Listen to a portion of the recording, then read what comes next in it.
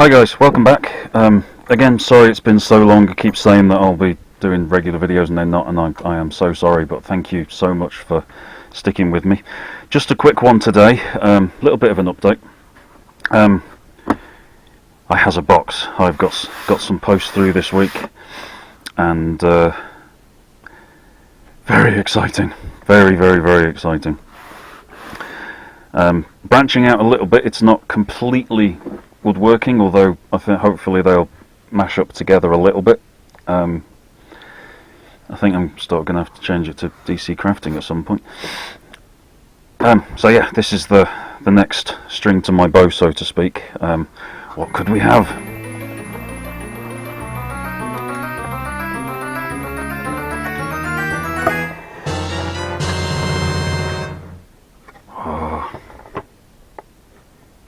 I've been on the interweb and I've picked up a leather working set.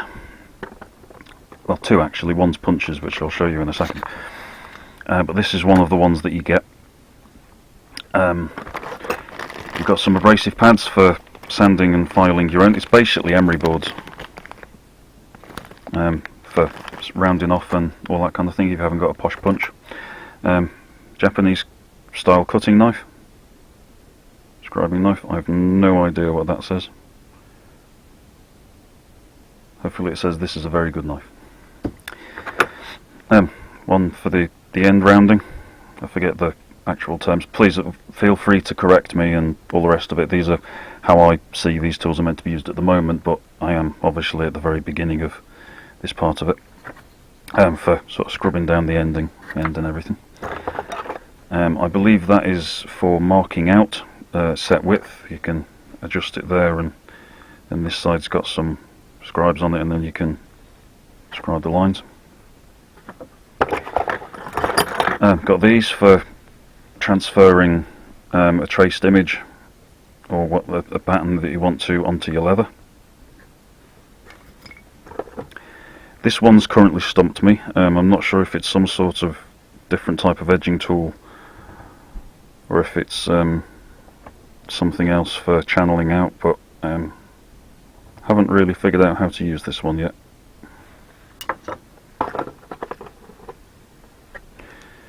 A groover, I believe it's called. You basically set that to the depth, run the edge of your leather across that bit, and then that bit cut. There's a tiny little hole just there, and that then pulls out a tiny thin, almost like a spaghetti string of leather, and you can get a nice groove running up your work. I believe these two are spacers. Are they for spacing? That one looks particularly medieval. It's like a evil torture device or something. An edge beveler.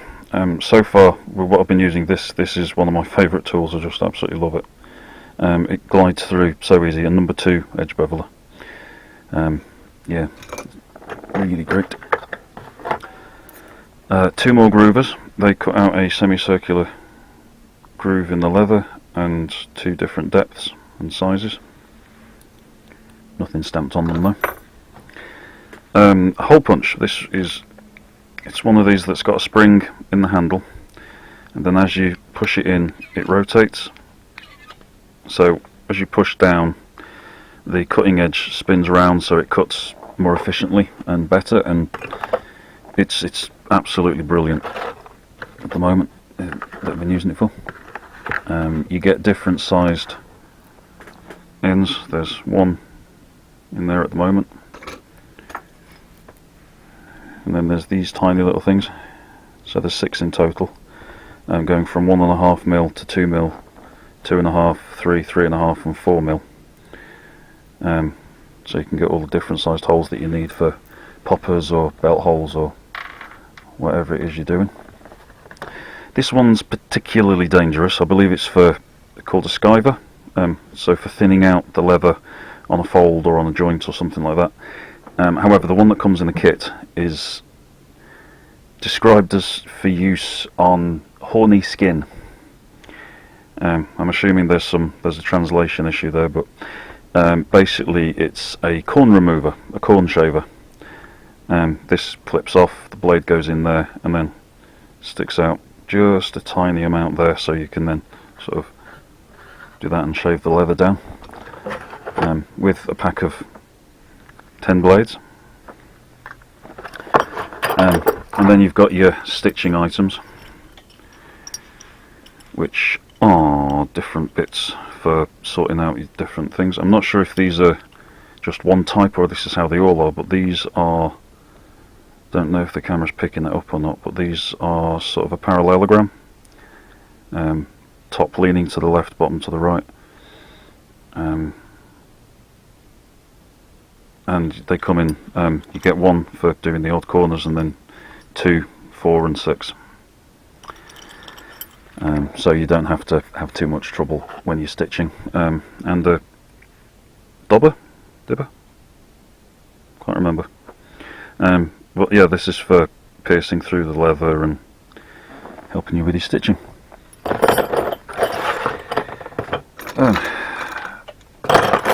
So at some point I'm hoping to make a tool roll for all of these little things. That should be quite fun, using the tools to make a holder for the tools.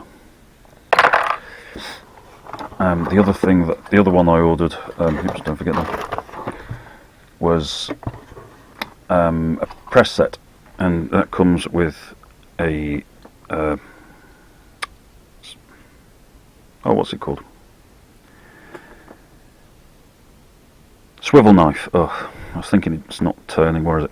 It's a swivel knife. Basically, you use that to cut your design into the leather. You put your finger in that bit, and then as you're cutting, you sort of move that along, and you can go around corners and do all that kind of thing. And that's quite nice. I'll hopefully be upgrading that to a ceramic blade later on. And then you get your punches. I've sort of currently divided them up into pattern punches, camouflage punches and beveling punches, but I think I've kind of might be overlapping some of them. As an idea, the ones I've got for beveling are these smooth ones, and that's for if you do sort of the outside of a design, you then sort of push it down around the outside and it looks a bit like a shader. If you're drawing, that would be where you sort of use your softer pencils and get a bit of shading going on. Then you've got your, I think it's described as camouflage, one, and then it sort of like looks like a bit of a sunrise, but can be used to different things, different sizes for getting in. That one's especially helpful for going right around the very edge of a design, carving and just knocking it down to give it the 3D effect.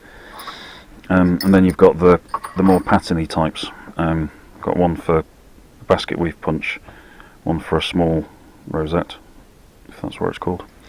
You get there's loads of them. I haven't actually counted how many, but there's these 5. Got the 4 in there, the 2 flat ones, and then all of these. There's flowers, interesting little geometric designs, leaves, butterflies, different sizes of circles and domes. But they are pretty good. Some of them aren't so great. The build quality isn't so great, but to be fair, I wasn't exactly paying good money for them. But it's like the sort of thing where, if you look at that, there is no way that is straight, and it does make hitting it a little bit difficult, but I might have to straighten that out somewhere. You also get a mallet, and this is only part of the mallet, because the handle was okay, but being a wood shop, I've had to give it a bit of a sand down and sort out. So if you can imagine, that handle goes on there like that. And there's your mallet. It's about 8 inches long or so. The main bit, the nylon part's 2 inches wide. See, it does dent fairly easily, but because that nut comes off on a piece of threaded bar, and then there's a washer that side, and then that comes off. This should be fairly easy to replace. Might even make one out of HDPE once I get a lathe and turn it down and get some funky colours going on in there. That would be kind of cool, I reckon. Yeah, so that's it for the kits that I've got. I also went on eBay and picked up a couple of leather, well, a piece of leather offcut and a belt blank as my first. But this is for a friend of mine picked up a decanter, and he just asked, is there any way we could put some leather on it, which I was thinking about getting into leather work, and that kind of pushed me over the edge a little bit. I'm still waiting for a design from him, but I've got the stitching holes ready on both sides and done a frame around the edge ready for whatever it is he wants me to carve in the middle. That will then sort of go around there like that, and then lace up at the back with that going on there.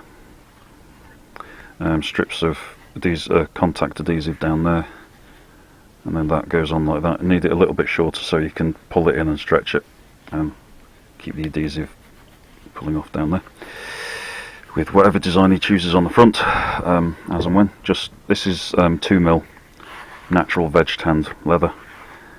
There are some growth marks on the grain, but it's still not a bad piece of leather.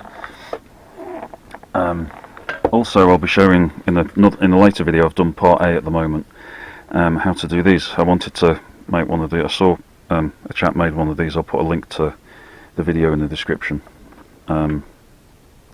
And my wife looked at it and was like, "Oh, I love those bracelets. Oh, they're absolutely amazing." So finally I get to make something for the wife. She wants it to be bright yellow at the moment. By the time I get my dyes, that might change.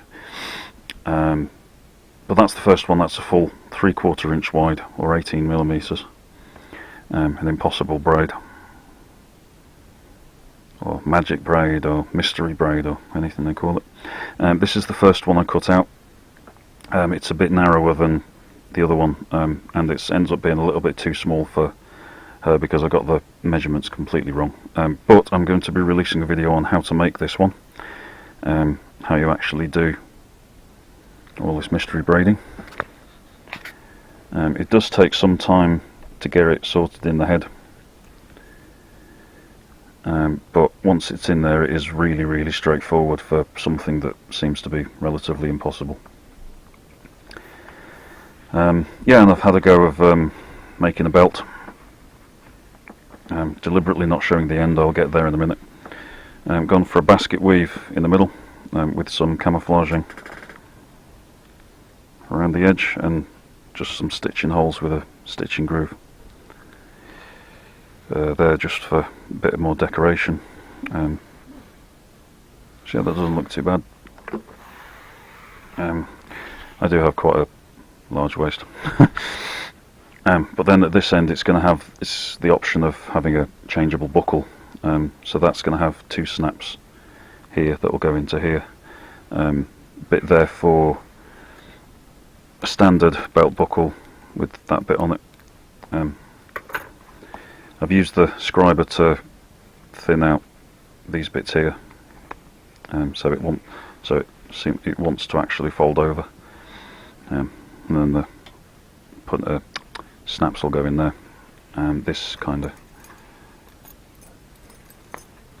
goes on like that. Oops. Also, I've got a Superman logo belt buckle, and Green Lantern and all that kind of thing. This will fit all of those as well, but just for now that'll be going on there like that. I've put it on the wrong way around, but it doesn't matter. So that'll snap on there, and you end up with a pretty decent fixture there with that belt buckle. And if you get bored of having that one, you can just flip it off and do another one. These are available to order. I'll be making these for the Etsy shop.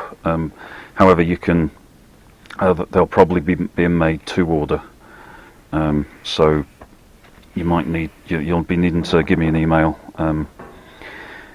let me know what you want the finished length to be, or at least the largest hole. Yeah, the distance from where the belt buckle is going to be to the largest hole, what size waist it needs to fit. You won't have all these mistakes in it. I've learnt an awful lot making this. Took me pretty much all yesterday afternoon to work my way through it. And if you know if there's a specific design you want, or there's some sort of logo or anything that you want after these bits, sort of like your name or a monogram, or could do your shop logo, or whatever it is you might want. Me personally, I'm a big fan of Nintendo, and specifically the Legend of Zelda series. Been playing it since the NES with A Link to the Past, and I absolutely adore those games. Haven't been able to get a Switch yet, so I'm desperate to play Breath of the Wild. A friend of mine's let me have a go on hers, and that was really cool. But I've gone for this at the moment. I've had a go at sort of doing the background parts, and then coloured these in black, and hopefully, apparently I can't draw a triangle to save my life, but that one's come out not too bad. Yeah, knock the back down.